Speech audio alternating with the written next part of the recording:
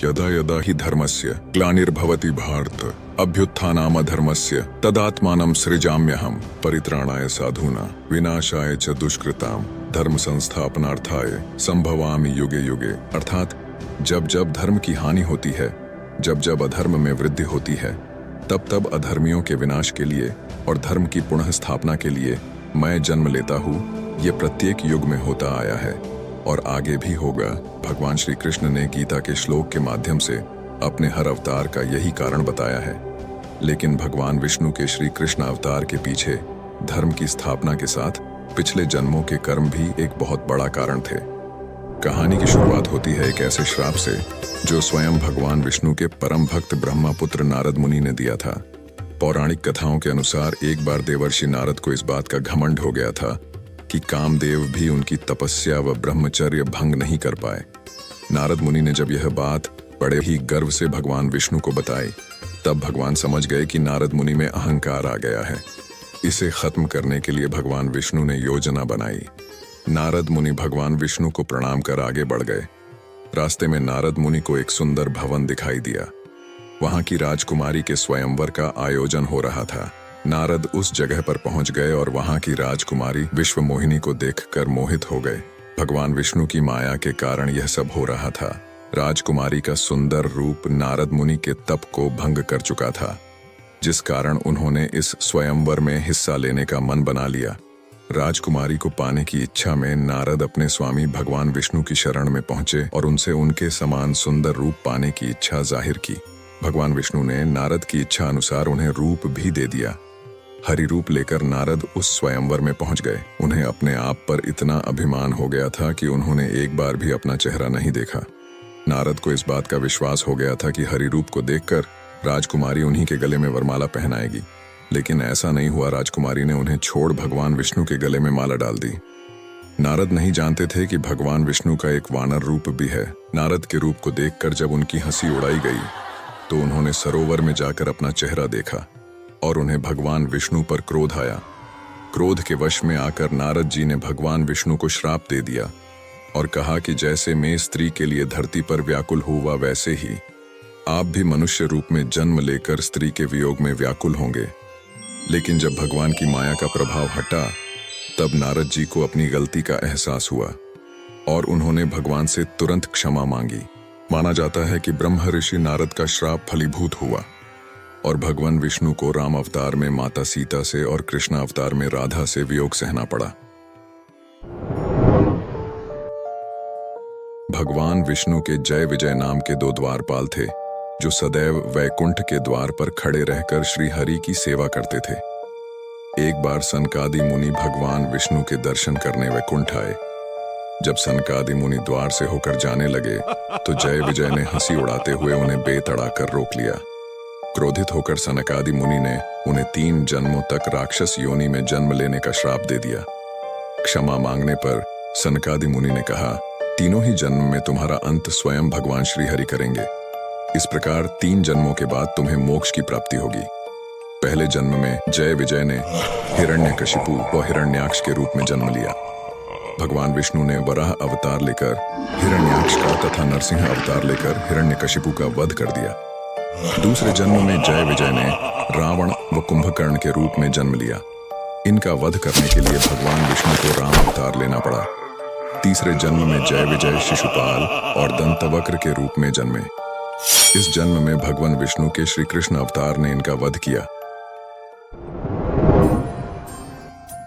भगवान श्री राम जब मां सीता की खोज में वन वन भटक रहे थे, तब उनकी भेंट पवन पुत्र हनुमान जी से होती है, जो श्री राम को अपने राजा सुग्रीव से मिलवाते हैं। संयोग से सुग्रीव की हालत भी कुछ भगवान श्री राम के समान ही थी। वह भी राज्य और पत्नी खो चुका था। सुग्रीव की यह दशा किसी दूसरे ने नहीं, बल्कि उसके ही बड़े भाई बाली ने की थी। बाली ने सुग्रीव को उसके अपने राज्य किष्किंधा से निकाल दिया था और सुग्रीव की पत्नी रूमा को भी बलपूर्वक अपने साथ रख लिया था। इधर सुग्रीव के पास अपार वानर सेना थी, जो मां सीता की खोज में मदद भी कर सकती थी और राक्षसों से टक्कर ले सकती थी। उधर श्री राम के पास अदम्य साहस, दिव्यास्त्र, धर्म का संबल और गुरु का आशीष था। दोनों को एक दूसरे का मित्र बन जाने में लाभ दिखाई पड़ा। अग्नि को साक्षी मानकर सुग्रीव और श्रीराम मित्र बन गए। दोनों ने एक दूसरे की सहायता करने की प्रतिज्ञा की। योजना बनाई गई और श्रीराम के संकेत पर सुग्रीव ने बाली को उकसाया और उसे युद्ध के लिए ललकारा। बाली क्रोध में सुग्रीव से लड़ने आ गया। उधर पेड़ की ओट में श्रीराम धनुष बाण लिए तैयार थे। बाली और सुग्रीव का युद्ध शुरू हुआ तो श्रीराम ने अवसर मिलते ही बाली पर बाण चला दिया। बाली धरती पर गिरा और कराहने लगा। उसे जब पता लगा कि श्रीराम ने उसे छिपकर मारा था तो उसे बहुत क्रोध आया। उसने श्रीराम पर अधर्म और पाप का दोष लगा दिया। श्रीराम का बाली से न तो सीधा वैर था और न ही बाली ने श्रीराम को कोई नुकसान पहुंचाया था। प्रहार के बाद जब श्रीराम बाली के पास पहुंचे तो बाली ने पूछा, हे राम, आपने मुझे छल से मारकर क्या पाया? हम तो वानर हैं, इसलिए हमारी बुद्धि पशुओं के समान है, लेकिन आप केवल मनुष्य ही नहीं, राजा भी हैं। राजा के 4 गुण बताए गए हैं, क्षमा, दान, धर्म और सत्य। फिर आपने मुझ निरपराधी को मारकर धर्म का उल्लंघन क्यों किया? आपने सीता को खोजने के लिए सुग्रीव से मित्रता की, लेकिन मुझसे आपका क्या वैर था जो आपने मेरा वध कर दिया? मुझे मरने का दुख नहीं है, दुख यह है कि मेरा वध छल और अधर्म का सहारा लेकर किया गया। बाली ने श्रीराम के आचरण पर प्रश्न चिन्ह लगाए और उन्हें अधर्मी घोषित कर दिया। बाली के आरोप के जवाब में श्रीराम ने कहा, बाली, तुम मुझे दोष दे रहे हो क्योंकि तुम धर्म और लोकाचार के बारे में नहीं जानते। देश में महाराज भरत का शासन है।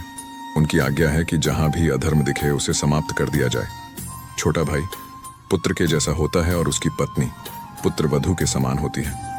तुमने अपने छोटे भाई सुग्रीव का राज्य छीना और उसकी पत्नी रूमा को बलपूर्वक अपने साथ रहने पर मजबूर किया। यही नहीं, कामासक्त होकर तुमने रूमा के साथ पाप कर्म भी किया। यह धर्म का सीधा उल्लंघन है। इस अपराध के लिए मृत्यु से कम कोई दंड नहीं है। तुम्हें मारने का दूसरा कारण यह है कि सुग्रीव मेरा मित्र है और मैंने उसे वचन दिया था कि मैं उसका राज्य और पत्नी वापस दिलवाऊंगा। बाली, मैं महाराज रघु का वंशज हूं। मैं अपने प्राण तो दे सकता हूं, लेकिन अपनी प्रतिज्ञा नहीं टूटने दूंगा। कोई पापी अगर राजा से पाप के लिए क्षमा मांगे और राजा उसे क्षमा कर दे तो अलग बात है, लेकिन धर्म कहता है पापी को दंड न देने से राजा खुद पाप का भागी बनता है। इसलिए तुम्हारा अपराध जानने के बाद भी तुम्हें दंडित न करने से मुझे पाप लगेगा और भरत की छवि धूमिल होगी। इसलिए तुम्हारा छिपकर शिकार करके मैंने धर्म का उल्लंघन नहीं किया है। श्रीराम का यह उत्तर सुनकर बाली ने स्वीकार किया कि सुग्रीव का राज्य और उसकी पत्नी छीनकर उसने भारी भूल की थी और उसने श्रीराम पर लगाया अधर्म का आरोप वापस ले लिया। श्रीराम ने बाली का वध करके धर्म का पालन तो कर लिया, लेकिन वह अपने कर्म से मुक्त नहीं हो पाए। कर्म का सिद्धांत अकाट्य है। श्रीराम ने जिस तरह शिकारी के भांति छिपकर बाली को मारा, समय आने पर श्रीराम को भी अपने कर्म का फल भोगना पड़ा। कहते हैं, त्रेता युग खत्म होने पर द्वापर युग में भगवान विष्णु ने श्री कृष्ण रूप में अवतार लिया। तब बाली ही व्याध यानी शिकारी बनकर पैदा हुआ। अंत समय में उसने श्री कृष्ण के पैर को हिरण का मुख समझकर बाण चलाया, जिससे श्री कृष्ण की मृत्यु हो गई। इस प्रकार श्री राम का कर्म चक्र भगवान विष्णु के श्री कृष्ण अवतार ने पूरा किया।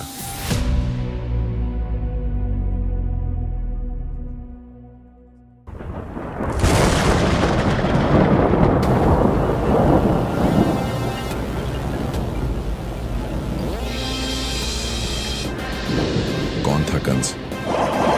कितना शक्तिशाली था कंस? कितने युद्ध लड़े थे उसने? और ऐसी कौन सी शक्ति थी उसके पास जिसके बल पर उसने मनुष्य तो क्या देवताओं को भी भयभीत कर दिया था?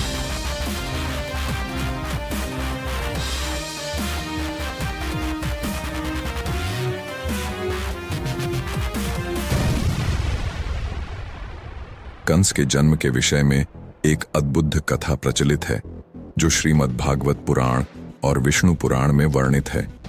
कहा जाता है कि मथुरा नरेश उग्रसेन का विवाह राजा सत्यकेतु की कन्या पद्मावती से हुआ था।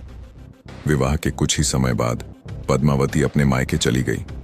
उसी समय वहां यक्षराज कुबेर का एक संदेशवाहक ध्रुमिला आ पहुंचा और राजा सत्यकेतु से मिलने उनके दरबार में गया। राजा से मिलने के पश्चात उसकी दृष्टि राजा सत्यकेतु की पुत्री पद्मावती पर पड़ी, जो बहुत रूपवती थी। ध्रुमिला बहुत ही पापी गंधर्व था, अतः उसने राजा उग्रसेन का भेष धारण किया और पद्मावती के पास गया। अब पद्मावती ने ध्रुमिला को अपना पति उग्रसेन समझकर उसके साथ सहवास किया, जिससे वह गर्भवती हो गई। किंतु पद्मावती को सच्चाई का पता चलते ही उसने कामना की कि उसका पुत्र जन्म से पूर्व ही मृत्यु को प्राप्त हो जाए। उसी समय उग्रसेन भी वहां पहुंच गए और उन्हें मथुरा ले गए। मथुरा पहुंचकर पद्मावती ने एक पुत्र को जन्म दिया। उसका नाम कंस रखा गया, जो अपने पूर्व जन्म में कालनेमी नामक असुर था।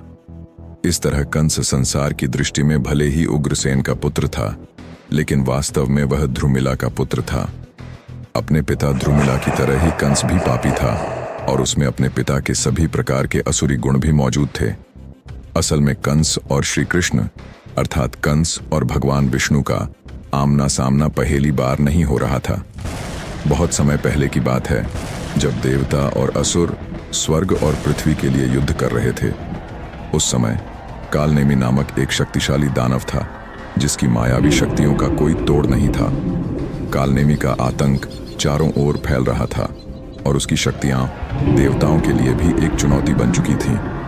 देवताओं ने जब देखा कि कालनेमी के आतंक से संसार का कोई भी कोना अछूता नहीं रहा, तब उन्होंने भगवान विष्णु से मदद मांगी।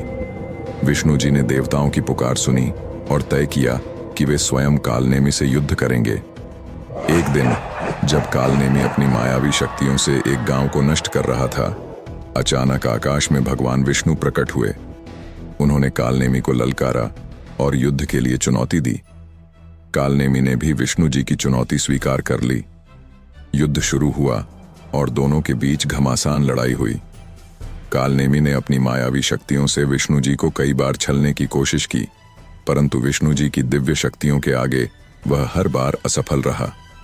अंत में विष्णु जी ने अपने सुदर्शन चक्र का प्रयोग करते हुए कालनेमी का वध कर दिया। परंतु ये अंत नहीं, उसकी नई यात्रा का आरंभ था। कालनेमी के वध के बाद असुरों के गुरु शुक्राचार्य वहां आ पहुंचे और उन्होंने अपने असुर योद्धा कालनेमी को अपनी संजीवनी विद्या से पुनर्जीवित कर दिया। फिर कहानी रामायण की ओर अग्रसर होती है।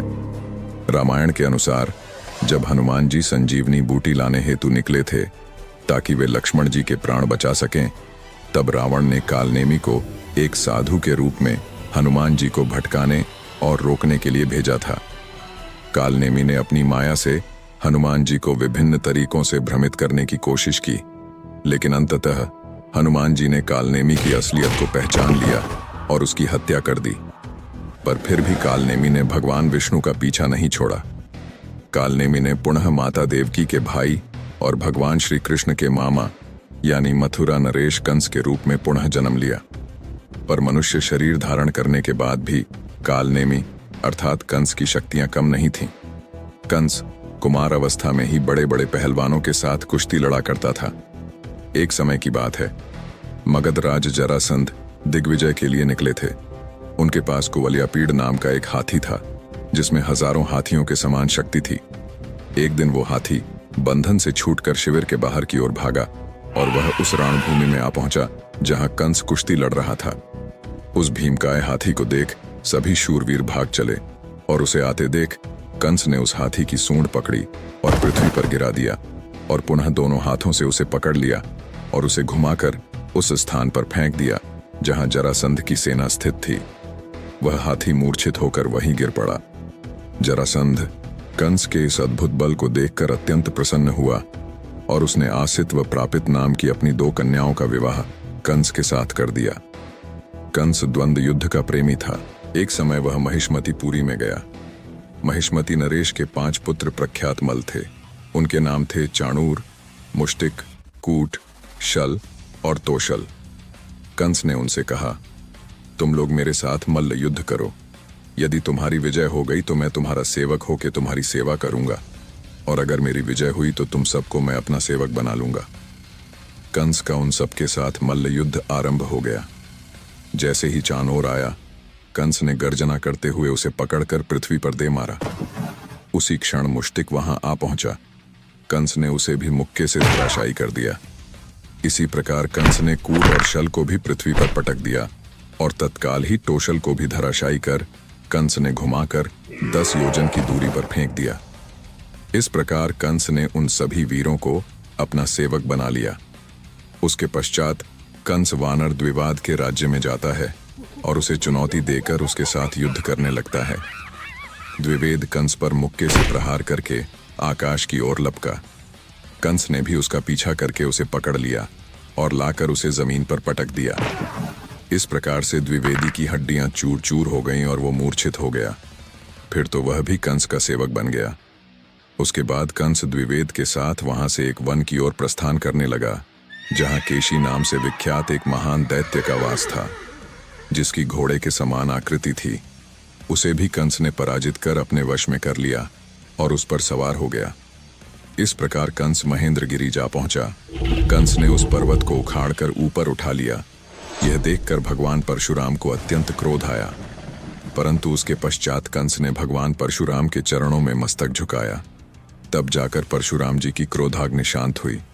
पर वे बोले, तुझे अपने बल पर बड़ा घमंड है। मैं आज ही तुझे मृत्यु के मुख में भेजता हूं। ये देख, मेरे पास यह महान धनुष है। इसका भार लगभग 1,00,000 मन के बराबर है। यह धनुष भगवान विष्णु ने भगवान शिव को दिया था। फिर शत्रुओं के विनाश के लिए यह भगवान शिव के हाथ से मुझे प्राप्त हुआ।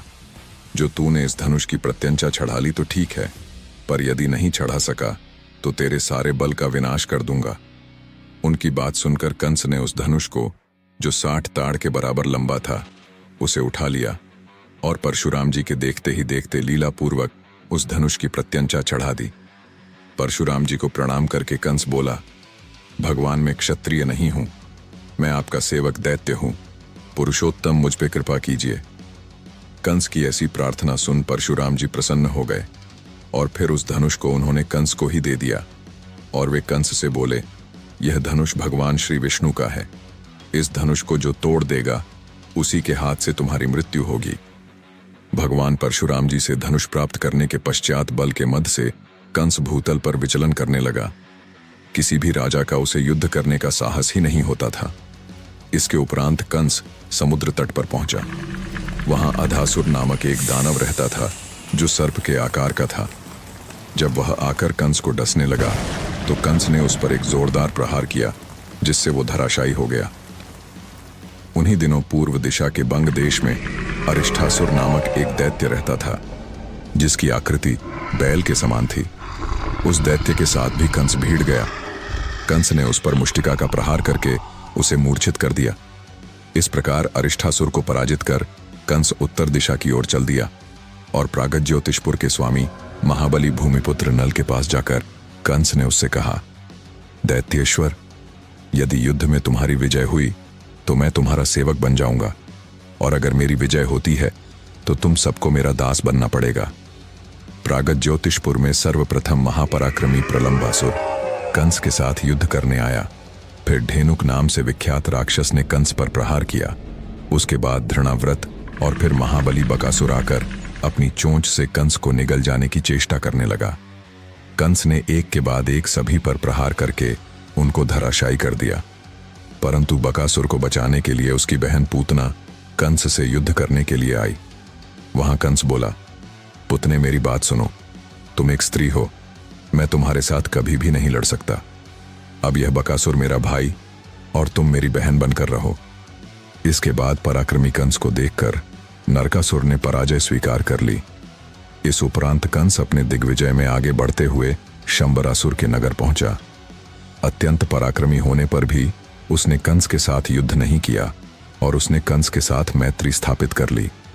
इसके बाद त्रिकूट पर्वत के शिखर पर कंस ने व्योम नामक एक बलवान शत्रु को पराजित कर उसे भी अपना सेवक बना लिया। इसके बाद कंस तुरंत ही शोणितपुर पहुंच गया। कंस की मंशा जानकर शोणितपुर का राजा बाणासुर अत्यंत कोपित हो उठा और उसने पृथ्वी पर बड़े जोर से लात मारी। उसका पैर घुटने तक धरती में धंस गया। ऐसा करके बाणासुर ने कंस से कहा, तुम केवल मेरे पैर को ही बाहर निकाल कर दिखाओ। कंस ने पलक झपकते ही उसके पैर को उखाड़कर ऊपर कर दिया। अब बाणासुर को युद्ध के लिए उत्तेजित हुआ देख भगवान शिव स्वयं ही वहां आ गए और उन्होंने युद्ध रोककर बाणासुर से कहा, दैत्यराज, भगवान श्री कृष्ण को छोड़कर दूसरा कोई ऐसा व्यक्ति नहीं जो कंस को मार सके। परशुराम जी ने भी इसे ऐसा ही वर दिया है।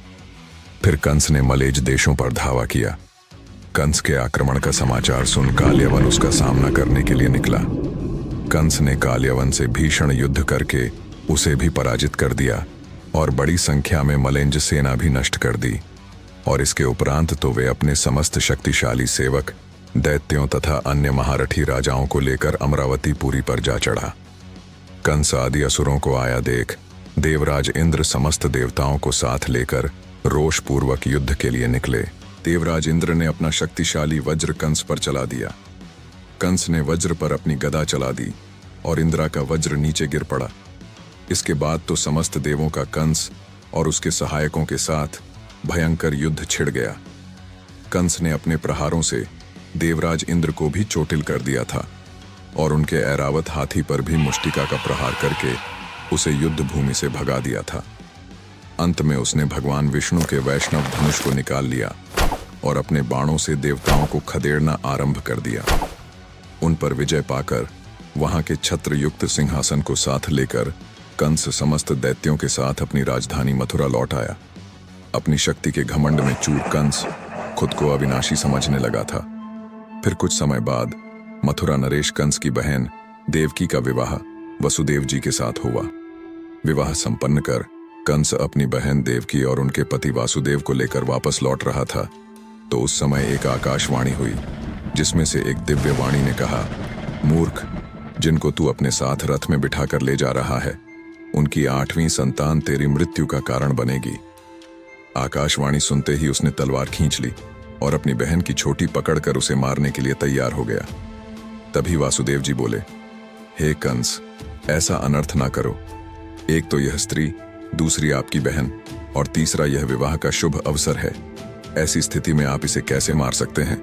और फिर वासुदेव जी ने कंस से कहा कि वो उनसे जन्मी हर संतान कंस को सौंप देंगे और इसके बदले में अपनी पत्नी देवकी के प्राण बचा लिए। जब कंस को नारद जी से यह झांत हुआ कि उसके वध के लिए स्वयं नारायण इस पृथ्वी पर जन्म लेने वाले हैं तो उसने देवकी और वसुदेव जी को कैद कर दिया। कंस बड़ा बलवान था। उसने यदु, भोज और अंधक वंश के अधिनायक अपने पिता उग्रसेन को भी कैद कर लिया और उनका राज्य हड़प कर खुद राज करने लगा।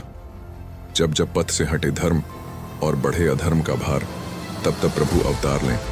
जग में हो उजियार, अंधकार और मृत्यु की छाया जब मानवता पर गहराने लगती है, जब हर एक क्षण के साथ पाप की सीमाएं बढ़ने लगती हैं, तब समय अपना रुख बदलता है और नियति एक नया अध्याय लिखना आरंभ करती है। द्वापर युग की एक ऐसी कथा जब राक्षसों का आतंक अपने चरम पर था, जब धरती पर केवल अधर्म का राज था। ये कथा है एक भाई ने किए अपने बहन के शिशुओं के रक्तपात की। ये कथा है कंस के अत्याचार की। ये कथा है उस युग पुरुष की जिसे आज हम भगवान श्री कृष्ण के नाम से जानते हैं। कृष्ण, एक नाम जो अनगिनत भावनाओं का संगम है, एक शब्द जो अपने आप में संपूर्ण ब्रह्मांड को समेटे हुए है। इस नाम के पीछे छिपा है एक गहन अर्थ, एक दिव्यता जो केवल इस शब्द में नहीं बल्कि संपूर्ण सृष्टि के कण कण में समाया हुआ है। कृष्ण का अर्थ है कर्षण करने वाला, यानी सबको अपनी ओर आकर्षित करने वाला। इस नाम में वो शक्ति है जो भक्तों को अपने प्रेम में बांध लेती है, जो सारे संसार को मोहती है। इस वीडियो को अंत तक देखना, क्योंकि इसमें हमने श्री कृष्ण के जन्म से जुड़े उन गहरे रहस्यों और अनसुनी कहानियों के बारे में बात की है जिन्हें शायद ही आपने कहीं सुना होगा। तो आइए जानते हैं भगवान विष्णु के 8वें अवतार की कहानी, वासुदेव कृष्ण के जन्म की कहानी। आकाशवाणी सुनने के बाद कंस ने जब अपनी बहन देवकी के प्राण लेने चाहे, तब वसुदेव ने देवकी के जीवन की भीख मांगी और कहा, हे कंस, यह स्त्री है, तुम्हारी बहन है। तुम इसे मारकर पाप के भागी न बनो। मैं वादा करता हूं, हम तुम्हें हर संतान सौंप देंगे। कंस ने देवकी को जीवन दान तो दे दिया, पर उन्हें कारागार में डाल दिया। अब कंस का पूरा ध्यान देवकी की संतानों को नष्ट करने पर था। समय बीता और देवकी ने अपनी पहली संतान को जन्म दिया। जैसे ही बच्चा जन्मा, कंस ने तुरंत ही उसे देवकी के हाथों से छीन लिया। देवकी और वसुदेव की प्रार्थनाओं ने कंस की क्रूरता पर कोई असर नहीं डाला। कंस ने निर्दयता से बच्चे को पत्थर पर पटक कर मार डाला। यह देवकी के लिए असहनीय था। परंतु वह जानती थी कि यही उसका भाग्य है। एक एक करके कंस ने देवकी के 6 संतानों का अंत इसी क्रूरता से किया, परंतु यह 6 बच्चे सामान्य नहीं थे। उनकी ये क्रूर मृत्यु उनके पिछले जन्मों के कर्मों का परिणाम थे। तो चलिए जानते हैं कौन थे ये 6 बालक अपने पूर्व जन्म में। हिरण्यकशिपु एक ऐसा क्रूर और अहंकारी राक्षस था जो भगवान ब्रह्मा से मिले वरदान के कारण खुद को अमर और अजेय मानने लगा था।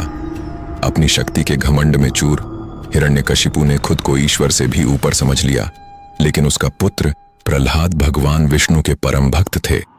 इस वजह से हिरण्यकशिपु ने अपने ही पुत्र को मारने का प्रयास किया, लेकिन अंत में भगवान विष्णु ने नरसिम्हा अवतार धारण कर प्रहलाद की रक्षा की और हिरण्यकशिपु का वध किया।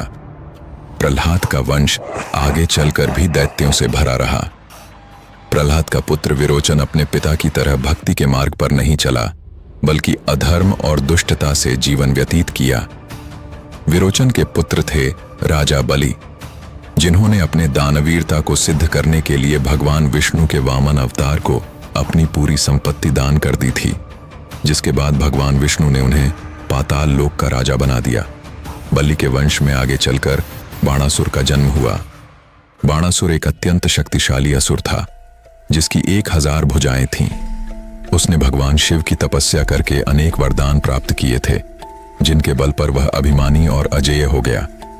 इस वंश में आगे चलकर कालनेमी नामक एक महाअसुर का जन्म हुआ। कालनेमी एक शक्तिशाली राक्षस था, जिसका नाम भगवान कृष्ण की माता देवकी के बच्चों की मृत्यु से भी जुड़ा हुआ है।